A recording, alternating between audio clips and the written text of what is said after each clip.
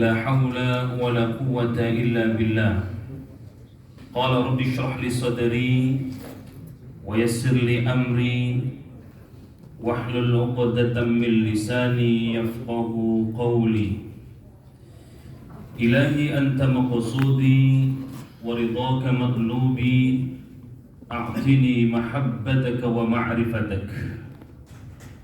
أما بعد، فقال الله تعالى في القرآن الكريم: أعوذ بالله من الشيطان الرجيم. بسم الله الرحمن الرحيم. يا أيها الذين آمنوا كتب عليكم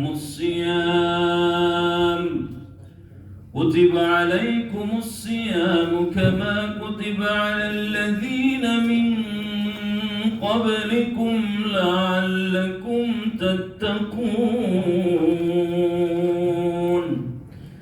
وقال النبي صلى الله عليه وسلم: من لم يدع قول الزور والعمل به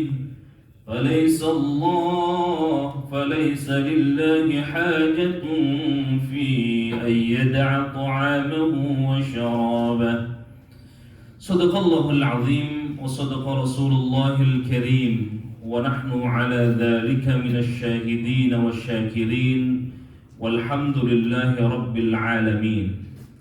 Hadirin hadirat Bapak Ibu sekalian yang dimuliakan Allah Subhanahu wa taala, jamaah Masjid Al-Hikmah MPP DKI yang dimuliakan Allah Subhanahu wa taala.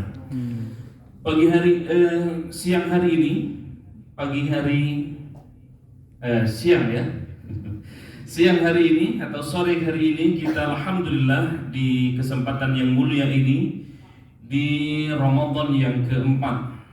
Insyaallah, alhamdulillah kita sudah melewati Ramadan ketiga dan hari ini kita sudah memasuki Ramadan yang keempat. Mari kita bersyukur kehadirat Allah Subhanahu wa taala, karena atas kehendak dan qudratnya lah kita kembali bertemu di Ramadan yang mulia ini. Ramadan Karim, Ramadan Syahrul Mubarak, Ramadan yang penuh diberkahi oleh Allah Subhanahu wa taala. Salawat dan salam malah kita limpah curahkan kehadirat baginda Habibina wa Syafi'ina wa Maulana Muhammadin. Semoga salawat dan salam tercurah kepada para keluarga, para sahabat, para tabi'in, dan semoga salawat dan salam itu tercurah kepada kita yang hadir di kesempatan yang berbahagia ini. Bapak Ibu sekalian, saudara yang dimuliakan Allah Subhanahu wa taala, kali ini kita akan mengupas tentang amalan-amalan istimewa di dalam puasa Ramadan. Jamaah sekalian yang berbahagia, kalau kita mengungkap amalan-amalan terbaik di bulan Ramadan tentu begitu banyak. Karena dari kita tidur, bahkan tidurnya kita itu bernilai ibadah, ya. Tidurnya orang yang berpuasa itu bernilai ibadah. Dari mana kita bisa dapatkan informasi ini ketika Rasulullah SAW menutup bulan Sya'ban dalam rangka menyambut bulan Ramadan dengan khutbahnya. Salah satu isi khutbahnya, kata beliau, siangnya di bulan Ramadan itu tidurnya orang yang berpuasa saja itu bernilai ibadah, insyaallah ya. Apalagi melaksanakan yang sunnah, kita mendapatkan pahala yang wajib. Syahrun azimun, kata Rasulullah, bulan yang mulia, bulan yang diagungkan. Kalau Rasul saja sudah memberikan statement bahwa bulan Ramadan adalah bulan yang mulia, bulan yang agung, apatah lagi kita sebagai umatnya, maka semestinya kita harus mengagungkan bulan Ramadan ini. Bahkan Bapak Ibu sekalian yang dimuliakan Allah Subhanahu wa taala, satu-satunya bulan yang disebutkan di dalam Al-Qur'an adalah bulan Ramadan. Ada nggak selain bulan Ramadan disebutkan? Di ayat berapa? Sampai saat ini saya belum menemukan. Kalau ada boleh informasi ke saya. Kecuali Allah menyebutkan misalnya di dalam surah At-Taubah, عدة الشهور عند الله 12 شهرا في كتاب الله يوم خلق السماوات والأرض منها 4 hurum. Ada 4 bulan memang yang Allah sebutkan, minha 4 hurum. Dari 12 bulan itu Allah sebutkan 4 bulan yang dikenal 4 hurum. Dari bulan Muharram, Safar, Rabiul Awal, Rabiul Akhir, Jumadil Awal, Jumadil Akhir, Rajab, Sya'ban, Ramadan, Syawal, Dzulqa'dah, Dzulhijjah. Kata Allah, minha 4 hurum. Ada 4 bulan yang Allah muliakan. Tetapi 4 bulan ini tidak disebutkan dalam Quran. Tidak disebutkan secara spesifik bulan apa, bulan apanya.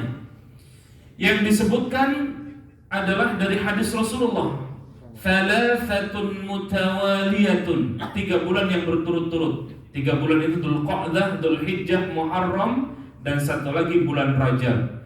Tetapi secara spesifik Allah tidak menyebutkan secara langsung bulan apa saja.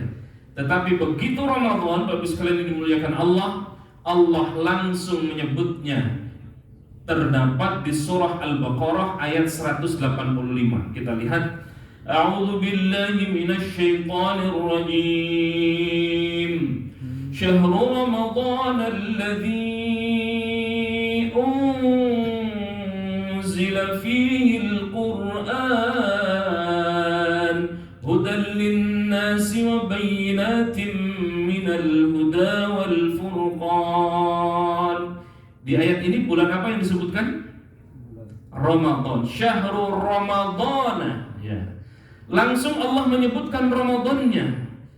Syahrul Ramadan alladzi unzila fihi al-Qur'an. Kata Allah, bulan Ramadan itu di dalamnya diturunkan Al-Qur'an. Jadi Allah secara spesifik menyebutkan Ramadan di ayat 185. Sedangkan di ayat-ayat yang lain atau di surah-surah yang lain Allah tidak menyebutkan bulan-bulan yang lain dari 12 bulan itu. Maka kata para ulama, Ramadan itu adalah sayyidus syuhur, penghulunya para bulan, ya, penghulunya para bulan. Jadi kalau ada panglima bulan itu ada di bulan Ramadan. Ada sayyidul ayyam, maka sayyidul ayyam itu masya Allah juga banyak keberkahannya. Ada penghulu dari hari, penghulu hari itu adalah hari Jumu'ah, sayyidul ayyam ay yaumul Jumu'ah. Ada penghulu bulan dari 12 bulan. Penghulu bulan itu adalah sayyidus syuhur ay Ramadan. Masya Allah, Bapak sekalian dimuliakan Allah Subhanahu wa taala. Maka Ramadan menjadi istimewa, ya. Kenapa istimewa? Salah satunya disebutkan langsung di dalam ayat tadi, Syahrul Ramadan alladzi unzila fihil Qur'an. Ramadan di dalamnya diturunkan Al-Qur'an, maka Ramadan menjadi mulia, Ramadan menjadi istimewa karena di dalamnya diturunkan Al-Qur'an. Jadi keistimewaannya apa? Ramadan itu ada di dalamnya diturunkan Al-Qur'anul Karim.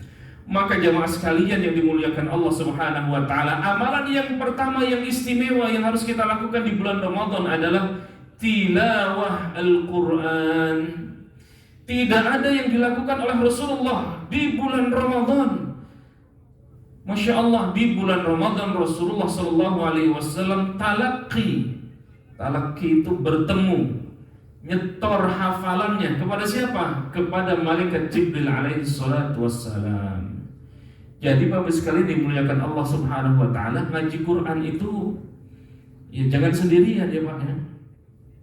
Jangan sendirian, jangan melalui kaset doang. Itu enggak apa-apa sebagai wasilah saja. Jangan melalui YouTube saja. Jangan melalui MP3 yang kita dengar saja. Jangan. Harus punya guru. Dari mana kita bisa ambil? Nabi saja masih berguru kepada malaikat Jibril alaihi salatu wassalam sekelas Nabi. Dan khusus di bulan Ramadan senantiasa Nabi menghatamkan langsung di hadapan malaikat Jibril alaihi salatu wassalam. Mana pengucapan ha, mana pengucapan kha, mana pengucapan jim. Kalau tidak ada gurunya, mana huruf jim, mana huruf jim. Saya contohkan. Atau ada volunteer yang mau membacakan ta'awudz. A'udzu. Siapa? Ada yang mau? Yuk, salah satu. Wah, ini khusyuk semua tuh kan. Ada yang mau coba bacakan? Ustaz tadi, Ustaz, bacakan Ustaz. Ta'awudz. A'udzu billahi minasy syaithanir rajim. Masya Allah, ya Ustaz, imam kita nih wajar. Ya, saya mendapati jim ini ada yang bukan pengucapannya jim, tapi jim, ada desis. Coba bandingkan ucapan apa yang saya lafadzkan pertama. A'udzu billahi minasy syaithanir rajim. Nirrajim. Sama yang kedua. A'udzu billahi minasy syaithanir rajim. Yang pertama apa yang kedua? Yang pertama, yang kedua? Yang pertama. Di mana? Padahal sama-sama pengucapannya. Di jimnya. Jim itu tanpa desis. Jaji jubaji, enggak ada desis. Bukan jaji jubaji. J ya. Huruf zal, zali zubal, bukan za. Zalikal kitabu la raiba fih, bukan zalikal. Oke ya. Ada orang Padang di sini, orang Minang? Banyak ya, pasti ada di mana-mana. Ada di mana-mana. Saya ngajar keluarga orang Padang, ngajar hampir 5 tahun membenarkan satu huruf. Enggak lurus-lurus, tapi memang dialek gitu. Huruf apa? Huruf ro. Iya.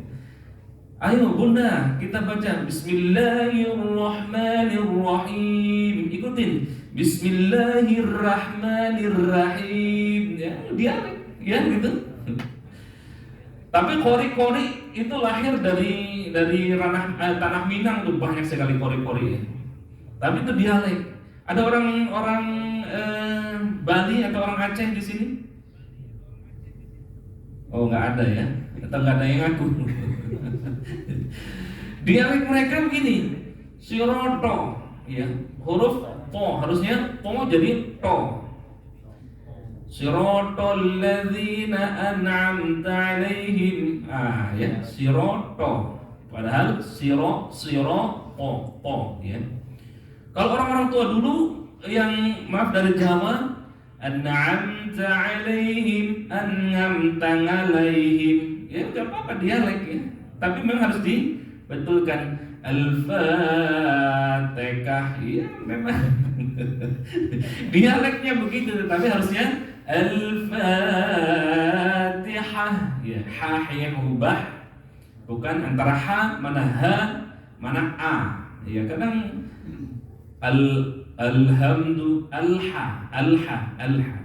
Ya, itulah fungsinya kita harus belajar Quran, harus talaqi, harus bertemu langsung dengan guru.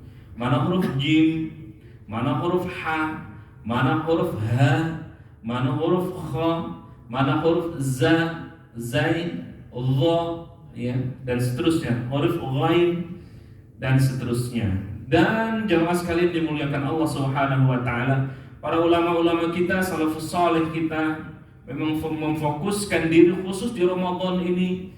Ya, tidak ada yang di kesibukan lain kecuali menyibukkan diri mengisi Ramadan ini dengan amal-amal saleh. Salah satunya adalah amal Al-Qur'an.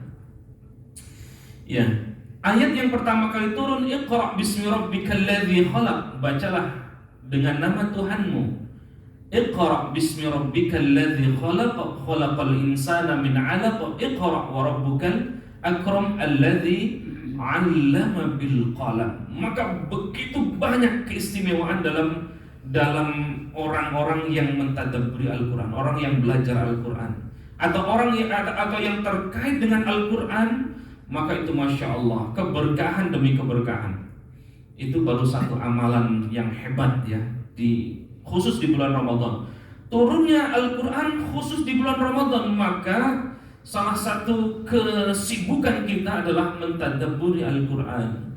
Kalau hari ini kita tahsinnya sudah baik, belajar ke yang berikutnya, terjemahnya. Kalau terjemahnya sudah bagus, belajar ke tashihnya, fasahahnya.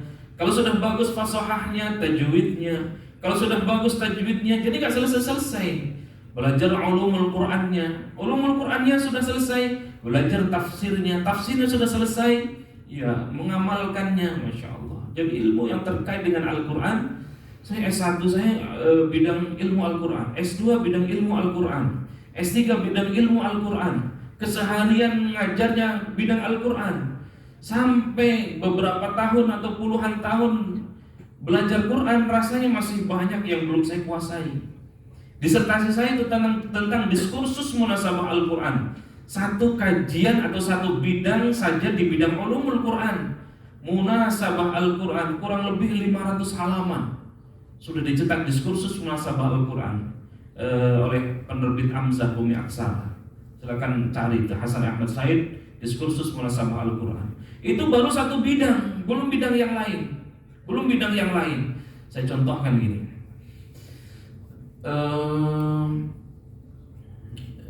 Kenapa atau surah yang pertama kali turun surah apa, Bapak Ibu sekalian? Surah Al-Alaq, kita tahu semua ya. Surah Al-Alaq tadi sudah kita bacakan. Surah yang terakhir turun yang masyhur saja, yang sudah dikenal, Al-Maidah. Al-yawma akmaltu lakum dinakum wa atmamtu alaikum ni'mati wa raditu lakumul Islam madina. Itu ayat terakhir. Nah, pertanyaannya, begitu kita ngambil mushaf, kita sudah sepakat, ulama sepakat, dalam sejarah Al-Quran juga sepakat, pencatatan Al-Quran juga sepakat, kodifikasi Al-Quran, semua ulama sepakat bahwa surah yang pertama kali turun adalah surah Al-Alaq. Begitu kita ngambil mushaf di rak atau di yang saku kita atau membuka HP kita, surah yang pertama kali turun, surah yang pertama adalah surah apa? Al-Fatihah. Al-Fatihah. Nah, kenapa itu? Kenapa tidak Al-Alaq? Sudah pada tahu? Oh iya Ustaz, baru ngeh saya. Baru ngeh ya. Ternyata banyak yang kita tidak ketahui, ya. Lagi. Nanti undang secara khusus berbicara tentang perspektif Quran boleh. Ya. Surah yang tidak ada surah yang tidak ada basmalahnya surah apa? Surah At-Taubah. Dari kecil sampai sekarang sudah tahu alasannya? Oh, Allah pengennya begitu, kita mengikut aja Ustaz. Bukan begitu, ada ilmunya. Ada yang tahu? Hah? Oke. Yang lain ini untuk anu saja, untuk oh iya ternyata kita banyak yang nggak tahu nih gitu. Berapa surah Al-Quran? Berapa surah yang di dalam Al-Quran? Yang kita tahu, yang masyhur 114 surah. Ada pendapat lain nggak? Ada pendapat lain? Ada? Kalau saya katakan enggak 114 surah tapi 113 surah boleh enggak? Wah, Ustaz liberal ini. Ilmu yang ada. Ternyata ada hadis sahih yang mengatakan bahwa surah Al-Anfal dengan surah Bara'ah ini satu surah karena berbicara tentang konteksnya tentang peperangan. Nah, berarti kalau begitu, kalau satu surah berapa surah? 113. Berani mengatakan begitu? Enggak berani, Ustaz, belum nyampe ilmunya. Oke, ayat Al-Quran berapa yang kita tahu? 6.666. Sudah pernah ngitung? Wah, begitu ngitung akan kaget kita. Begitu kita Al-Fatihah 7 ayat, Al-Baqarah sekian sampai An-Nas, nggak nyampe tuh 6.666 ayat. Yang lainnya kemana itu? Jumlahnya kurang lebih 6.200 ayat. Berarti ada berapa ayat yang hilang? Dari 6.200-an ke 6.600, 400-an, banyak ya.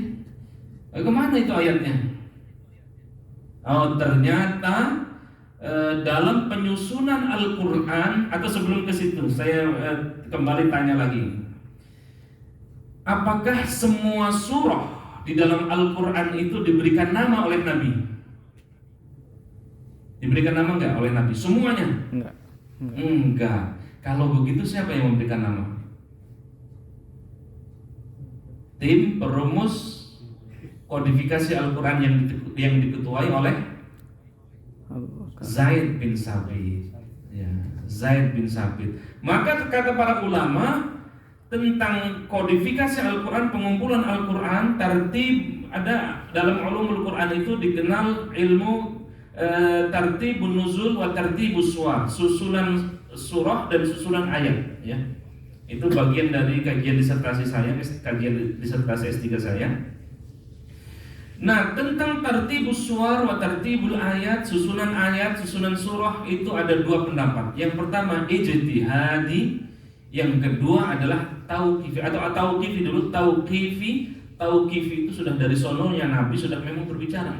Yang kedua adalah ijtihadi, ijtihad para ulama. Ya, ijtihad para ulama. Ya, insyaallah Bapak sekalian dimuliakan Allah Subhanahu wa taala. Ijtihadi termasuk jumlah ayat, jumlah surah. Maka kita pernah dengar kan, apakah semua bersepakat surah Al-Fatihah itu 7 ayat?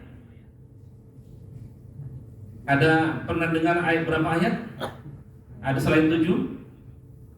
Ada 6, ya. Ada yang 6, ada yang 7. Ada yang memasukkan Bismillahirrahmanirrahim surah Al-Fatihah, ada yang tidak. Ada kita sering ikut-ikut Imam Sudais, ya, atau Imam Suraim, atau imam-imam Haramain.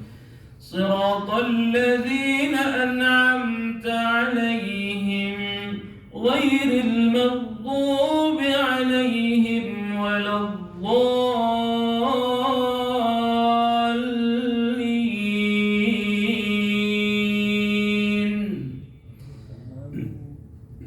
Shiratal ladzina an'amta 'alaihim. Kita sering ikut begitu enggak? Atau shiratal ladzina an'amta 'alaihim ghairil maghdubi 'alaihim waladdallin.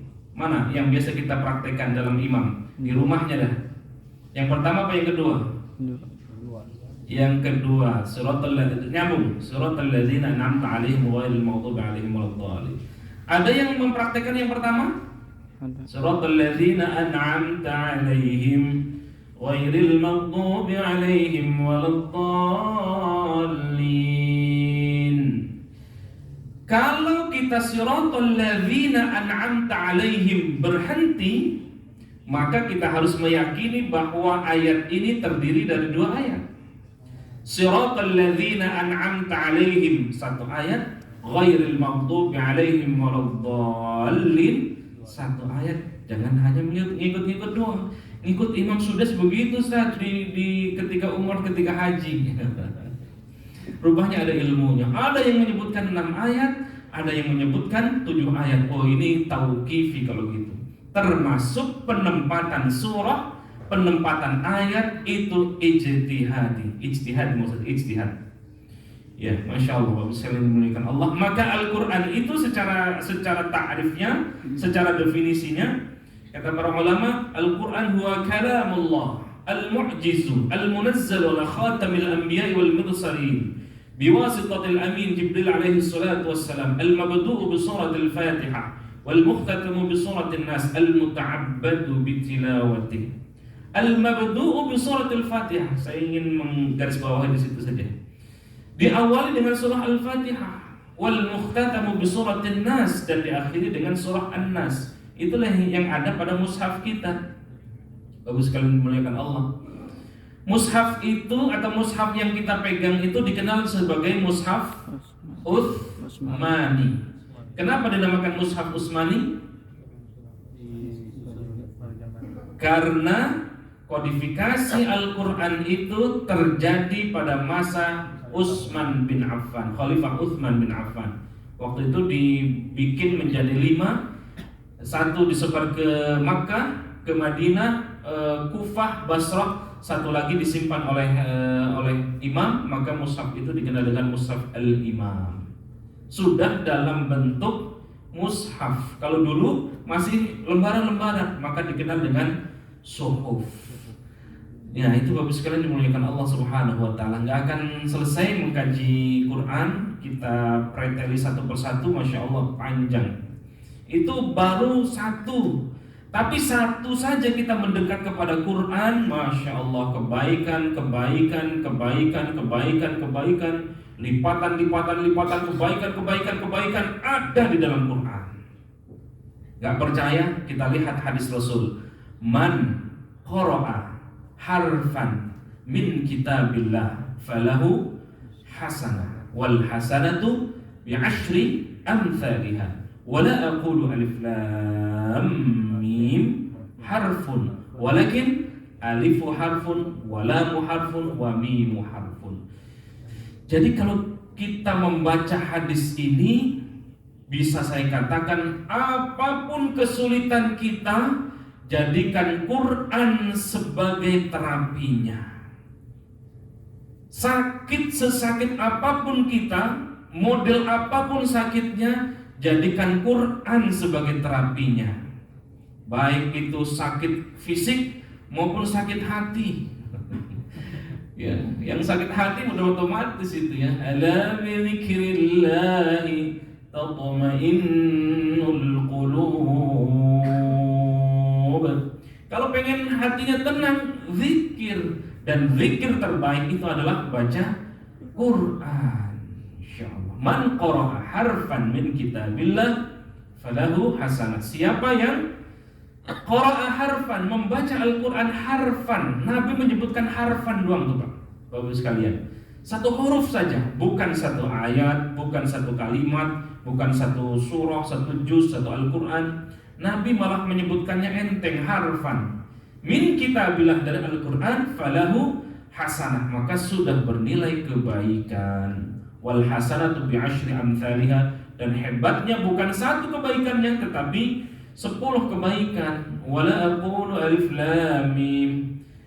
Jangan kita katakan ketika membaca alif lam mim satu huruf, la, walakin alif harfun wa lam harfun wa mim harfun. Alifnya satu huruf, lamnya satu huruf, mimnya satu huruf. Masya Allah, semuanya lipatan-lipatan kebaikan dari Allah. Maka hajat apapun Bapak Ibu sekalian dimuliakan Allah Subhanahu wa taala, insya Allah akan terkabul dengan membaca Al-Quran. Ya. Orang yang mendekati Al-Quran atau apapun yang senantiasa disandingkan dengan Al-Quran, maka berkah. Ramadan salah satu bulan dari 12 bulan. Ketika Ramadan disandingkan dengan Al-Quran atau dipasangkan dengan Quran, Al-Quran turun di bulan Ramadan, maka Ramadan menjadi berkah. Masya Allah, seperti sekarang Ramadan dari 14 abad yang lalu sampai sekarang, bulan Ramadan, Masya Allah, bulan yang paling istimewa. Ketika satu tempat diidentikan atau dikaitkan dengan Quran, Makkah, Madinah, siapa yang mau nempatin dulu? Ya. Ketika Nabiullah Ibrahim alaihissalam naro itu Siti Hajar, wah, Siti Hajar udah gundah. Gimana sih kira-kira? Gimana sih Bang Ibrahim itu kira-kira? Bang Ibrahim ini di sini panas, tandus, kering kerontak, kok saya taruh di sini gitu kira-kira. Ya saking panasnya itu. Tapi ketika dikaitkan dengan Quran, Makkah turun di Quran, Quran turun di Makkah, Madinah turun di Quran turun di Madinah, maka Makkah, Madinah menjadi Masya Allah istimewa.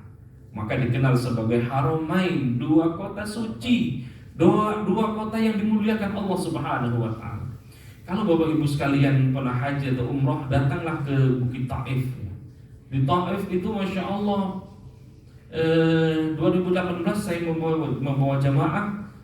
Di Mekah itu derajatnya 45 sampai 50 derajat sampai 53 derajat. Di Taif itu dingin. Ya, di Taif itu dingin. Semangkanya, ya kalau di Indonesia semangkanya segede kepala manusia, seperti kepala kita lah gitu. Kalau di Taif itu Masya Allah semangkanya luar biasa besar-besar. Nah, kehidupan di sana, perekonomian di sana, lalu kemudian pertanian di Taif itu Masya Allah.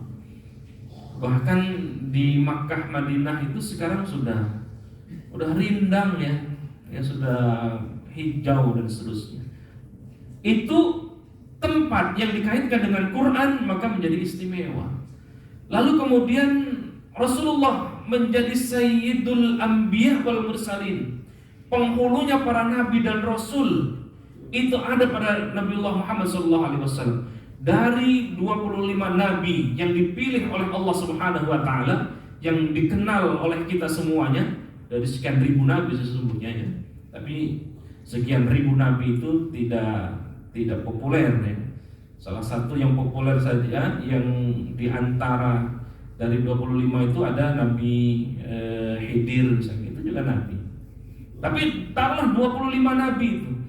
Dari sekian banyak atau sekian ribu nabi itu ya 114 ribu nabi ya, ada yang mengatakan begitu riwayat. Nabi yang terpilih, rasul terpilih yang menjadi panglimanya para nabi ada pada Rasulullah SAW. Kenapa? Karena Rasulullah menerima Al-Quranul Karim.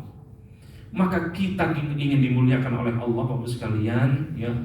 Gak usah pengen dimuliakan pimpinan kita ya itu boleh saja ya, tapi kalau kita ingin dimuliakan oleh siapapun, apalagi pimpinan kita masih terlalu kecil gitu.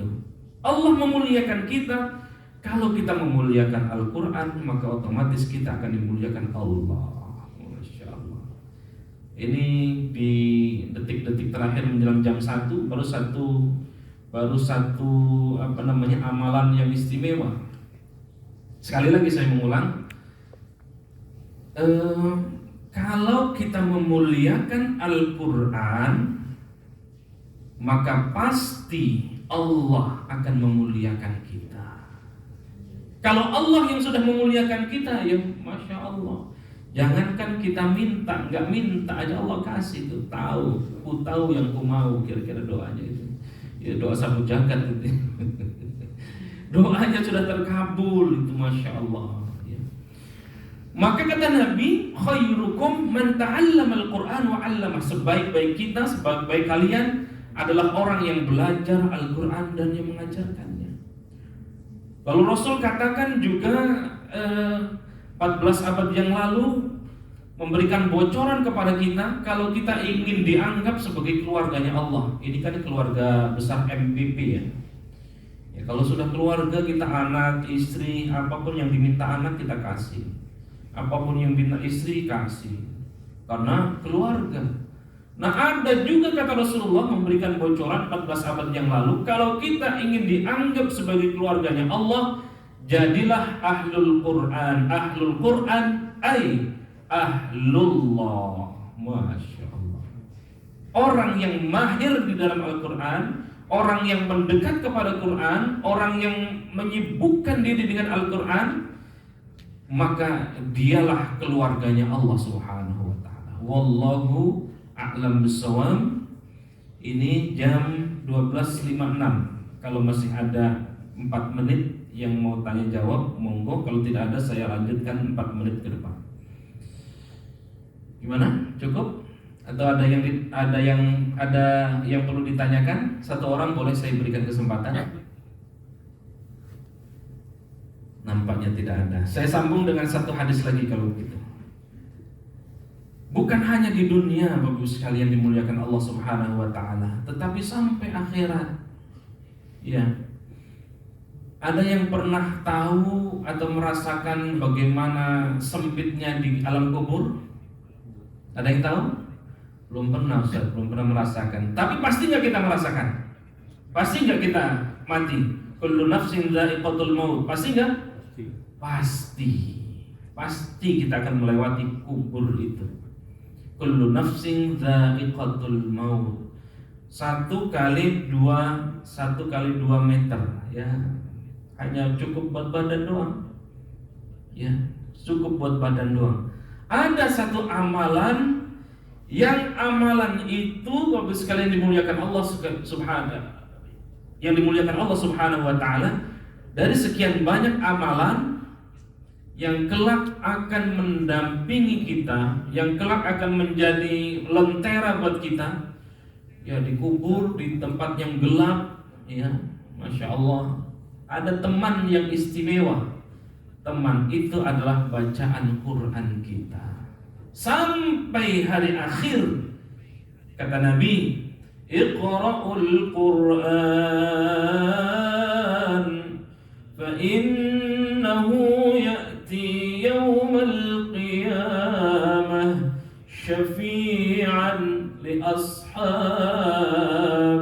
Iqra'ul Quran, bacalah Al-Quran, fa innahu ya'ti yawmal qiyamah, karena bacaan Al-Quran itu ya'ti yawmal qiyamah, akan datang di hari kiamat, syafi'an li ashabi, menjadi penolong, menjadi syafaat bagi yang membacanya. Ya Allah. Bahkan ada hadis yang lain, derajat surga kita, Bapak sekalian, 1 menit lagi ya, 12:59, saya harus konsisten waktunya. Derajat surga kita, Bapak sekalian, ini buat semangat kita untuk mengkaji Quran dan menghafal ya. Jangan sampai usia kita ini rata-rata usia 17 tahun ke atas semuanya. Ke atas semua, untuk ke atasnya banyak. Tahu atau bagaimana tingkatan surga kita bergantung sejauh mana atau sebanyak apa hafalan Al-Quran kita. Ya. Kalau hafalan Quran kita baru juz amma, maka surga kita pun setara dengan juz amma.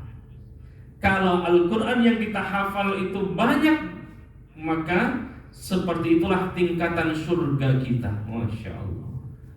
Kalau kita jadi ahlul Quran, bukan hanya untuk diri kita, tetapi bisa juga menyelamatkan. Kata Nabi di Fadailul Quran, ya, ada 10 anggota keluarga yang kita bawa. Ada imam masjid, ayo masuk surga. Ada operator, saya ajak masuk surga. Ada karyawan-karyawan lagi lain, ya. Ada anak-anak, istri, mertua, ya.